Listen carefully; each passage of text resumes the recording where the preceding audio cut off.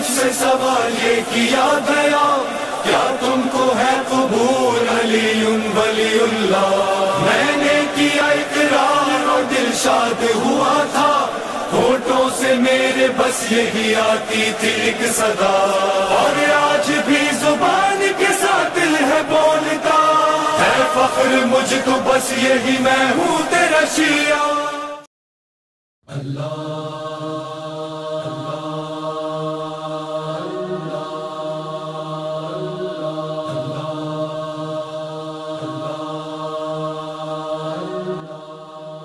کرام سلام علیکم ورحمۃ اللہ وبرکاتہ۔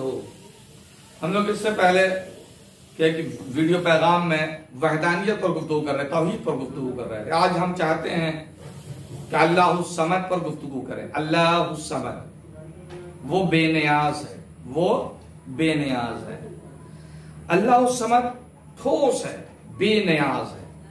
قل هو اللہ احد، کہیے اللہ ایک ہے، اور وہ ایک کیسا ایک ہے تو وہ صمد ہے، یعنی ٹھوس ہے اور بے نیاز ہے۔ اس کا مطلب کیا ہے؟ اس کا مطلب یہ ہے کہ وہ ایسا ٹھوس ہے کہ اس میں کوئی حلول نہیں کر سکتا، کوئی حلول نہیں کر سکتا، اور نہ وہ کسی میں حلول کرے گا۔ حلول کا مطلب داخل ہونا، داخل، جیسے کرسچن میں یہ عقیدہ ہے، ہندو میں یہ عقیدہ ہے کہ حضرت عیسیٰ کے اندر یا مریم کے اندر اللہ حلول کر گیا اور حضرت عیسیٰ کے اللہ داخل ہو گیا۔ حلول کا عقیدہ ہے نا۔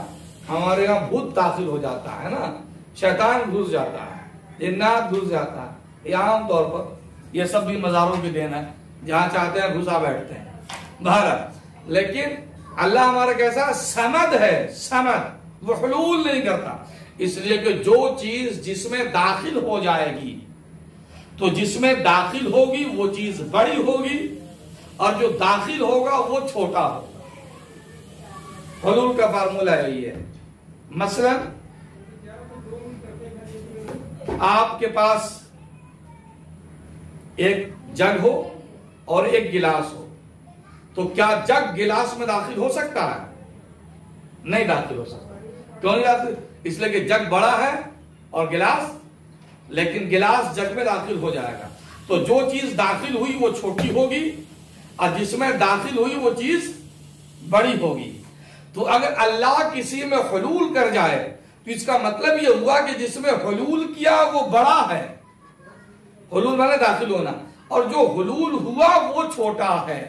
تو اگر اللہ کسی بندے میں حلول کرنے لگے، مثلا کہ یہ نہیں بول رہے صاحب، یہ تو خدا بول رہا ہے، ان کے اندر خدا آ گیا ہے، اللہ آ گیا ہے، جیسے عیسائیوں کا عقیدہ تھا، نہیں، ہمارا خدا کسی میں حلول نہیں کرتا، نہ اس میں کوئی چیز حلول کر سکتی ہے۔ لفظوں میں، آسان لفظوں میں میں آپ کو بتاؤں کہ اگر خدا نے احد کے ساتھ صمد نہ کہا ہوتا تو ایمان لانا مشکل ہو جاتا، کوئی ایمان ہی نہ رہتا۔ ایک موٹی سی بات میں اس کر رہا ہوں، اگر اس نے لفظ احد کے ساتھ، قل هو اللہ احد کے ساتھ لفظ صمد نہ کہا ہو، اللہ صمد، صمد نہ کہا ہوتا تو ایمان لانا مشکل ہو جاتا اور کلمہ پڑھنا مشکل ہو جاتا۔ کیوں؟ اس لیے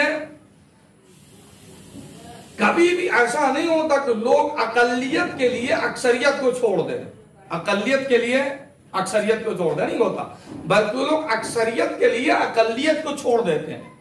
بھائی 100 آدمی ایک طرف ہو اور ایک آدمی ایک طرف ہو تو آپ کہیں گے بھائی ہم تمہارا ساتھ نہیں دے سکتے، سب تو تمہارے خلاف ہی ہے۔ 100 آدمی جو ادھر جائیں گے، تمہارے اکیلے جائیں گے تمہارے ساتھ ہوں۔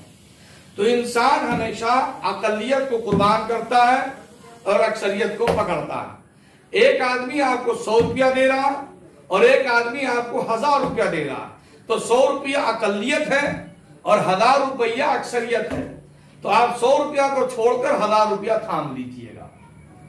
تو پھر یہ کہاں کی عقل مندی تھی؟ اسلام جس بات کا پیغام لے کر آیا، حضور جو پیغام دے رہے تھے وہ یہ دے رہے تھے کہ بھائی سب کو چھوڑو اور ایک کو مان لو، یعنی سارے خداؤں کو چھوڑ کر ایک خدا کو مان لیا جائے۔ بھائی کون عقل مند مانے گا؟ कौन बेवकूफ ऐसी बात तस्लीम कर सकता है कि एक तरफ 1 करोड़ हो, 1000, 10,000 और एक तरफ तना एक, वो भी दिखाई ना दे रहा है। और कहा यह जा रहा है कि तुम इन सबको छोड़कर इस एक को ले लो। या साहब 1000 को छोड़कर कोई 500 लेने को तैयार नहीं है। या 1 लाख खुदाओं को छोड़कर, 1 करोड़ खुदाओं को छोड़कर एक खुदा को मान लिया जाए। क्यों मान लिया जाए भाई? इतनी बड़ी अक्सरियत को छोड़ दिया जाए एक अकलियत के लिए? कहा कि यह आसान न था कि इतनी बड़ी अक्सरियत को छोड़कर एक अकलियत के लिए छोड़ा जाए। कहा अगर लफ्ज़ समझ इस्तेमाल न हुआ होता तो यह मामला आसान न होता। का क्या मतलब? का मतलब यह कि अल्लाह ने कहा अल्लाहु समझ, तुम बेशक इतनों को छोड़ो, एक को मानो। का क्यों माने? का फार्मूला मानने का यह है कि इस भीड़ पर ना जाओ। भीड़ 1000 हो सकती है, लाख हो सकती है, करोड़ हो सकती है, भीड़ पर ना जाओ। इस भीड़ में ये देखो कि मुहताज कौन है और बेनियाज कौन है। अगर 1 करोड़ हो मगर मुहताज हो और 1 हो मगर बेनियाज हो तो अकल कहती है कि 1 करोड़ को छोड़कर 1 का दामन थाम लो।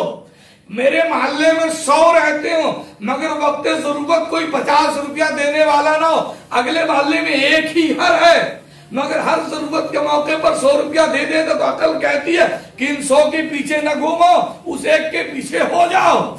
यानी समझ ने बताया कि लाख करोड़ सही मगर उसमें देखो कि मोहताज कौन है और बेनियाज कौन है।